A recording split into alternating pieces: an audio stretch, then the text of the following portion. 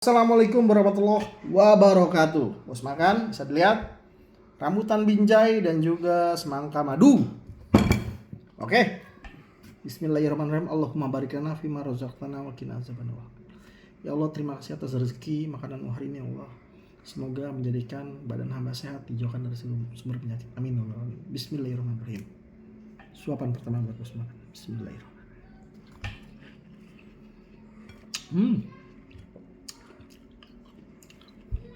Semangka madu, rambutan binjai.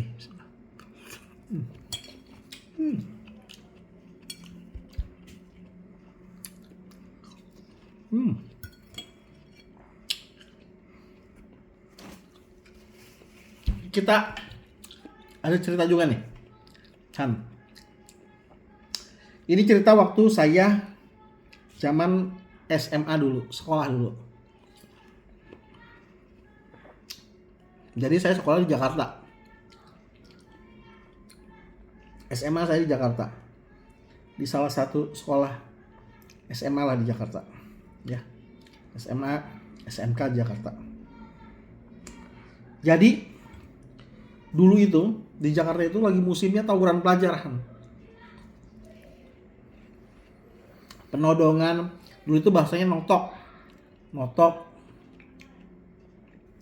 Kalau nodong anak sekolah namanya apa? Notok. Dipalak gitu lah. Ditotok badannya. Nah, perjalanan saya ke sekolah, kalau ke naik umum, itu makan waktu sekitar 1,5 jam. Paling cepat sejam. Dari rumah. Karena perjalanan jauh panjang, akhirnya saya ini kebetulan kalau suku Sunda dan Betawi. Nah, mama saya Betawi, bapak saya Sunda.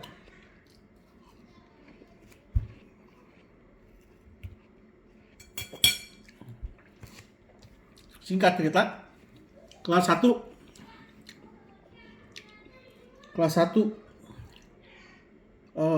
di SMA saya itu, di pertengahan tahun, saya pernah dipalak oleh nggak tahu pelajar, nggak tahu bukan, pokoknya rambutnya gondrong-gondrong lah, di Metro Mini 48. Ingat banget, itu di daerah Cipinang Kebembem ya, dekat Rumah Sakit Umum Persahabatan.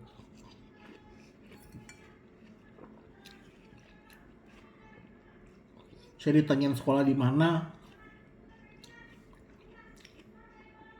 Terus tiba-tiba dia ngeluarin senjata tajam. Akhirnya tas saya diambil. Nah, dari situ keluarga saya pada khawatir. Keluarga dari ibu ya. Pada khawatir. Kalau orang dulu bilang dikasih bekal katanya. Saya nggak ngerti. Pegangan lah, apapun, nggak ngerti lah. Padahal zaman udah modern gini ya. Nolak, yang ngasih keluarga, nggak nolak. Ya, gimana ini megang-megang beginian kan? Nggak ngerti lah. Cuman ya udahlah, disuruh pegang aja lah. Bentuknya itu kayak apa, kalau ini isim ya apalah, nggak ngerti lah. Gini tuh. Hitam gitu kan, isim apa itu, bisa dikantongin, ditaruh di dompet. Saya cuman bilang gini, nih pegang nih buat jaga-jaga gitu aja, mudah-mudahan selamat di perjalanan. Jangan lupa baca doa kalau mau pergi-pergi, sholat dulu kalau udah waktu sholat, udah gitu doang. Ya udah, singkat cerita, saya pegang itu sampai kelas 2, pertengahan kelas 2. Jadi udah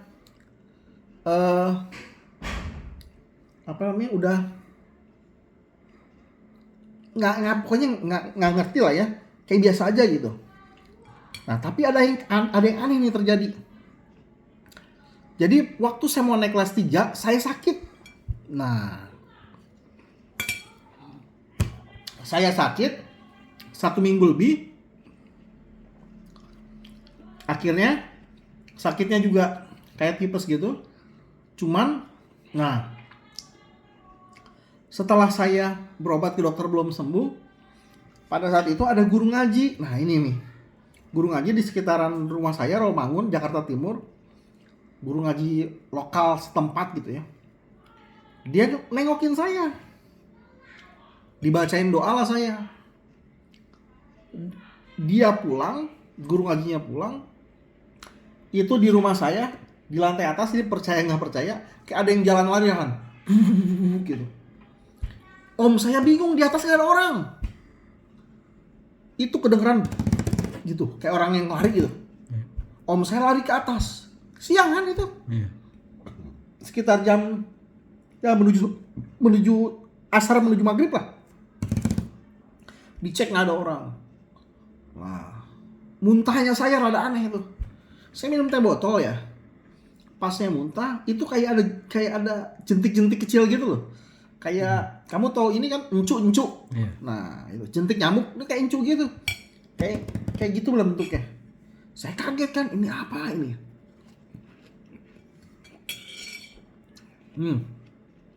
Dari situ om saya curiga.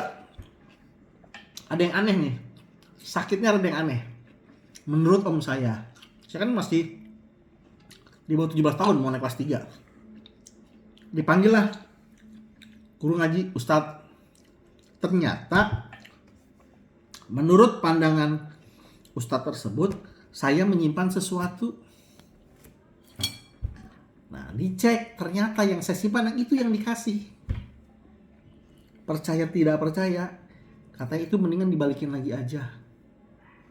Karena katanya yang nunggu di situ ngerasa tidak diperhatiin sama saya, katanya. Mungkin di situ kan harus, saya nggak ngerti ya, nggak diperhatiin maksudnya apa, mungkin harus dijaga, dirawat gitu. Yang namanya anak sekolah ya kan ya, disuruh pegang aja, nggak ngerti, kudu digimanain. Katanya ini mah harus diiniin, ada bahasanya mas disyariatin apa-apalah itu. Karena saya pikir nggak ngerti, suruh pegang mungkin orang tua keluarga gitu ya, bukan orang tua, keluarga inti gitu ya. Ini buat jaga-jaga nih gitu kan ya. Ternyata malah sebaliknya, karena saya mungkin dalam tanda petik nggak ngerti, nggak dirawat apapun itu, nggak disyariatin gitu, ngebalik katanya. Mungkin ngasih tahu kali, ini ada saya gitu, kok dicuekin nih kan gitu ya. Disuruh dikembaliin, lalu dikembaliin lah. Udah dikembaliin, alhamdulillah sakit saya berangsur sembuh. Jadi sini Bang Jaf, ini coba ini. Halo. Nah ini Bang Jafar. Jadi intinya adalah yang gaib itu ada, dan itu saya juga pernah merasakan atau mungkin bersentuhan dengan hal-hal tersebut ya. Cuman kita jangan mempercayai 100% kalau itu bisa merubah takdir atau nasib kita. Nah untuk kasus saya yang dulu waktu SMA, saya masih nggak ngerti, nggak paham. Mungkin supaya saya selamat di perjalanan gitu ya kan Han ya. Tapi ternyata selamat itu adalah tergantung niat kita, minta doa restu kita yang pertama kepada orang tua ya. Di samping itu juga kan tetap berdoa kepada Allah, ya itu selamat yang hakiki itu yang sebenarnya. Justru yang niatnya kita mau mencari selamat, dikasih benda seperti itu ya, isim ya apalah, disuruh ternyata nggak dijaga, ya malah ngebalik ke kita. Yang pertama, kalau memang belum siap dengan hal seperti itu, jangan dilakuin, kecuali emang mau dilakuin. Kalau saya dulu tuh memang nggak ngerti. Yang kedua, balik lagi, apapun yang kita tuju, apapun yang kita minta, apapun yang kita ikhtiarkan, tetap Allah Azza wa Jalla yang harus kita mintakan terlebih dahulu.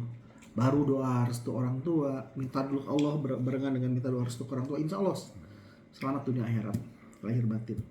Nah ini cuma sebatas pengalaman. Saya juga nggak ngerti yang seperti ini sebenarnya. Cuman saya pernah ngalamin waktu remaja dulu. Mungkin keluarga saya namanya ada orang tua zaman dulu ya. Mungkin pengen memberikan apa ya perlindungan gitu ya untuk salah satu cucunya lah keluarganya gitu. Tapi ternyata karena saya nggak paham ya seperti itu. Ya, jadi buat teman-teman semua yang sedang berjuang buat menghidupi keluarganya, berjuang untuk diri sendiri ke arah yang lebih baik, tetap semangat, jangan pernah putus asa, selalu tetap minta yang terbaik dari Allah, berdoa, berusaha, dan juga tetap ikhlas atas hasilnya, karena yang terbaik buat kita belum tentu yang terbaik rencana untuk orang sekeliling kita juga. Jadi rencana Allah adalah rencana yang lebih baik untuk kita semua dan keluarga kita. Terima kasih. Assalamualaikum warahmatullahi wabarakatuh. Dadah.